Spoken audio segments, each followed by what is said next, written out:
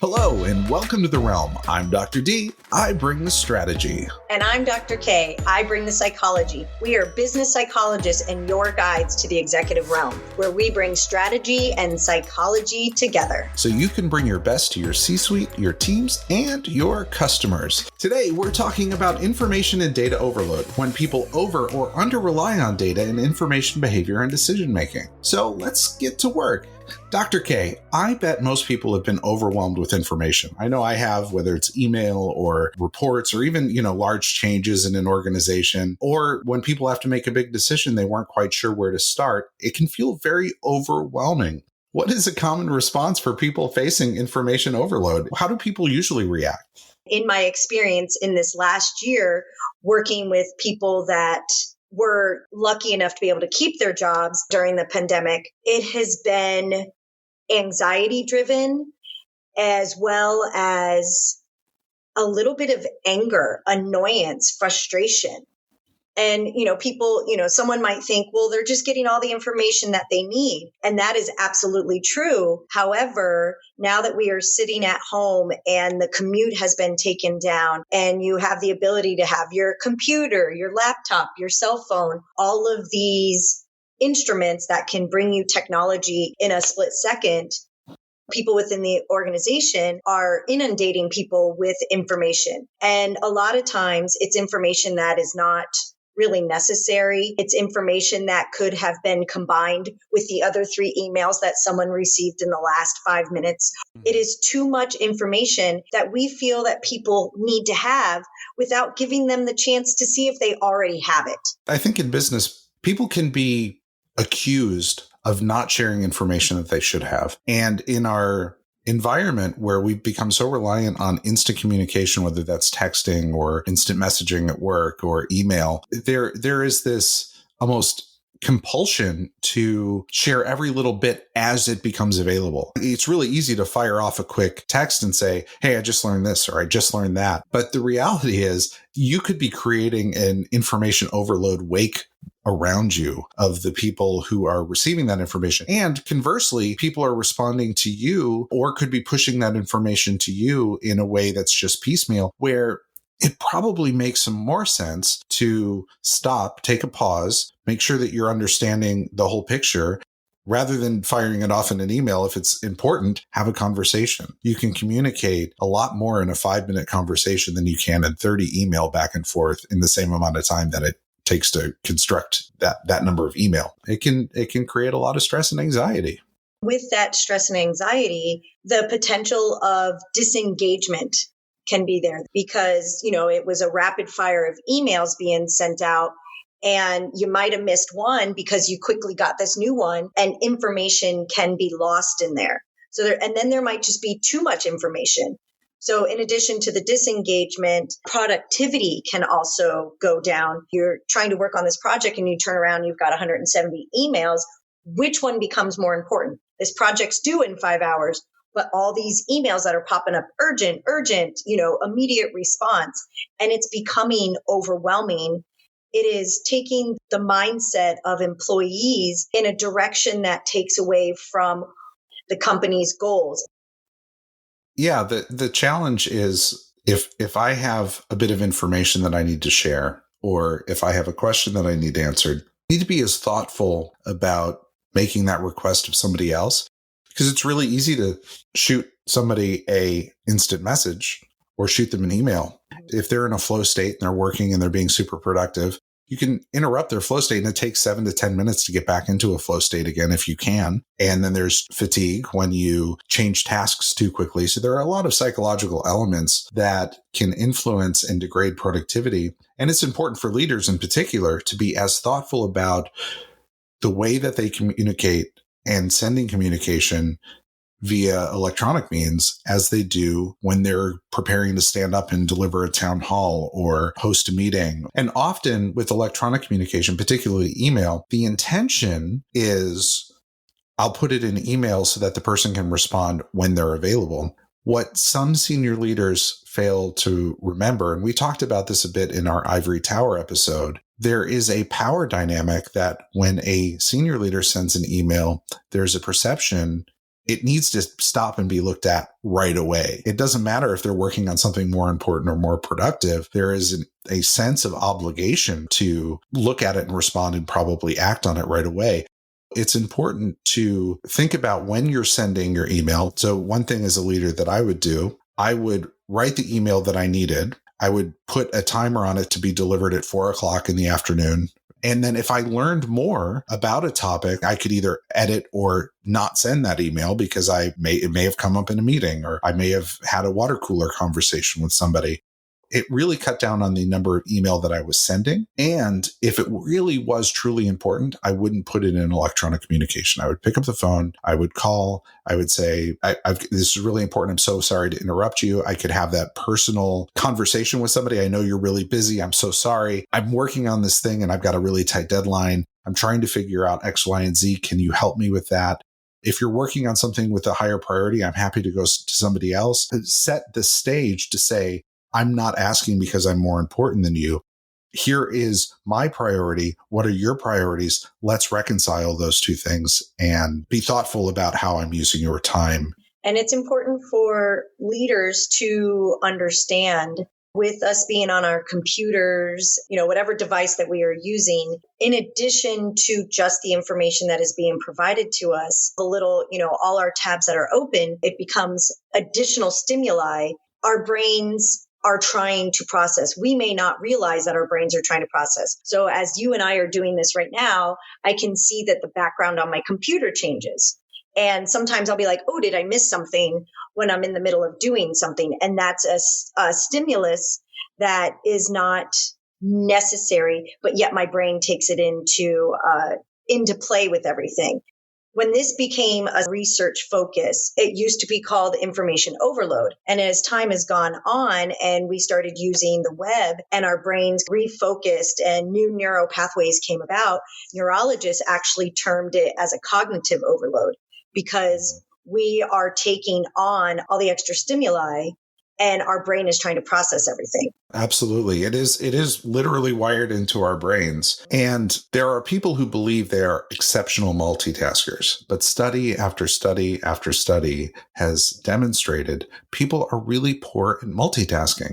And that is why you can be on a phone conversation with somebody and you can literally hear somebody zone out and start to look at the signs are so evident to another person that, oh, this person's not paying attention to me. And the natural response is, I must not be important to them. I must not be a priority to them. And that can be really devastating to an employee who maybe is talking to a senior leader. Multitasking does not work. It's wired into our brain.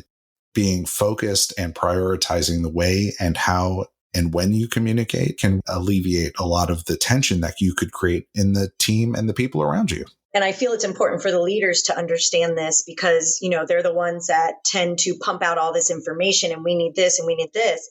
If there is too much information or cognitive overload, it can lead to moments of indecisiveness, bad decisions, as we said earlier, stress and anxiety. That indecisiveness, it has potential to put anyone into a brain pause.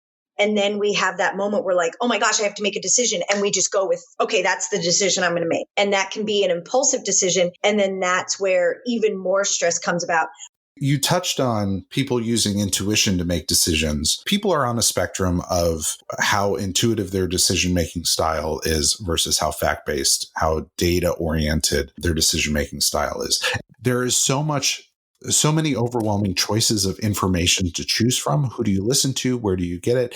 It can feel exceptionally overwhelming. I call it the data chasm, where you seem to fall into this realm where everywhere you look, there is an option for where you could get information, and you never really fully trust yourself in which direction you go. But eventually, you start to consume that information, you become more educated, and you claw your way out of that chasm. You figure out which information is relevant, which direction you want to go, you prioritize, and you work your way through it in a systematic, step-by-step, bite-by-bite basis. That sense of overwhelming, I'm not quite sure where to go. For some people, that's very energizing. For me, that's very energizing. I like dipping my brain into a pool of information that I've never seen before. And that sense of look at possibilities. here. But there are people where that is crippling, where you throw too much information at them too quickly, or you set them loose on a priority and say, research it and figure it out. And they become exceptionally overwhelmed. Totally agree. And with the people that become exceptionally overwhelmed, it's understandable. Sometimes, working with clients, people, they get mad at themselves. They get frustrated with themselves.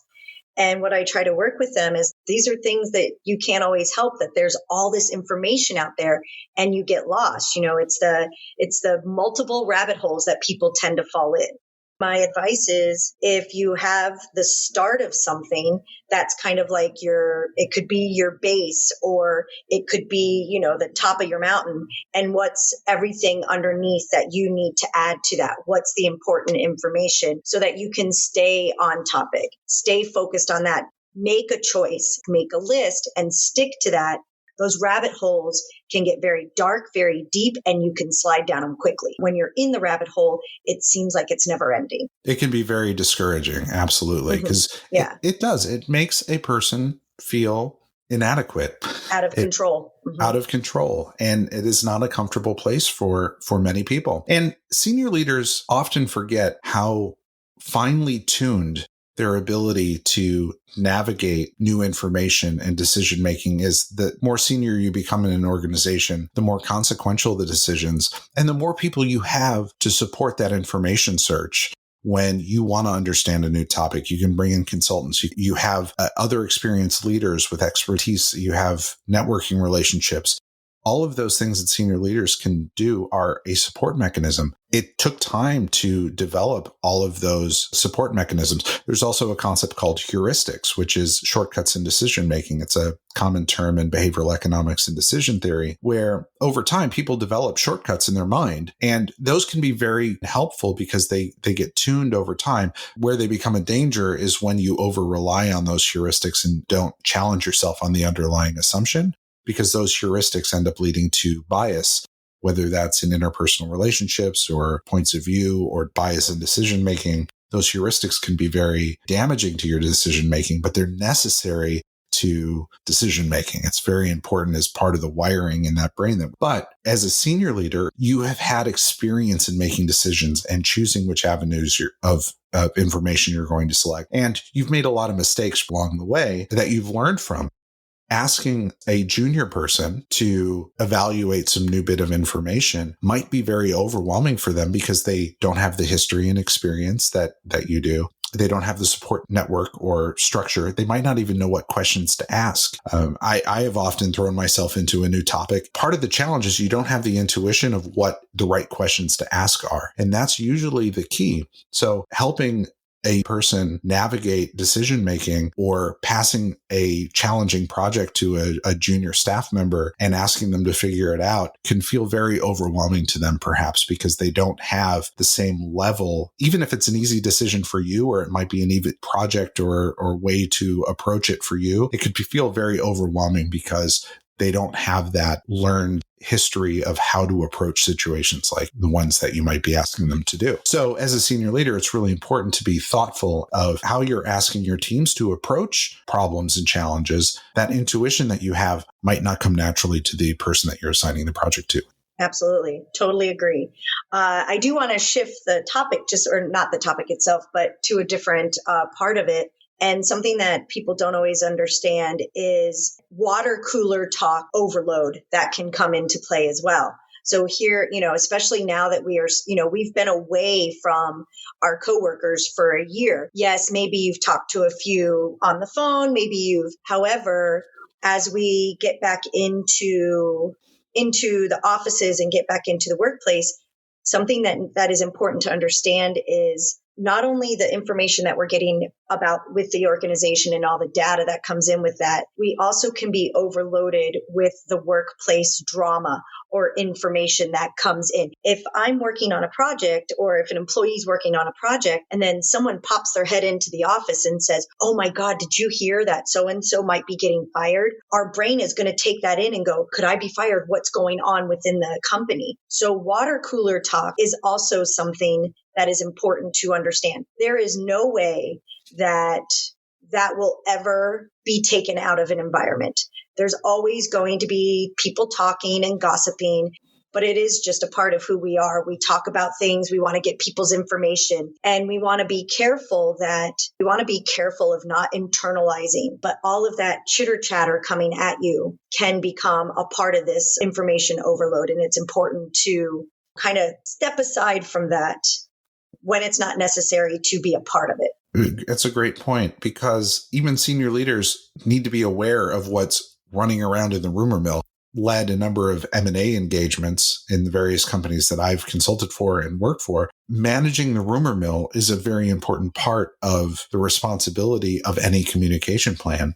It's really important to understand what the perceptions and the rumors are that are floating around out there. And that can feel very overwhelming. How do you tap into that information stream to understand what people are thinking about and what people are worried about? Just like any other information and data, having a plan and a strategy, psychological safety in an organization is important, because as a leadership team and as a senior leader, or even as a middle manager or an aspiring leader, having a connection with the team and having a level of trust built up with the team where they feel like they can reach out and share their concerns and their worries, or share their rumors. Hey, I heard there's going to be a merger, and then them believe your response. It's important to be transparent. It is brave to be transparent. People are resilient and creative and will work with senior leadership to do the right thing for an organization. It's important to build that level of trust so that you can understand what collectively your teams and what individuals are thinking and hearing, so that you can craft your communication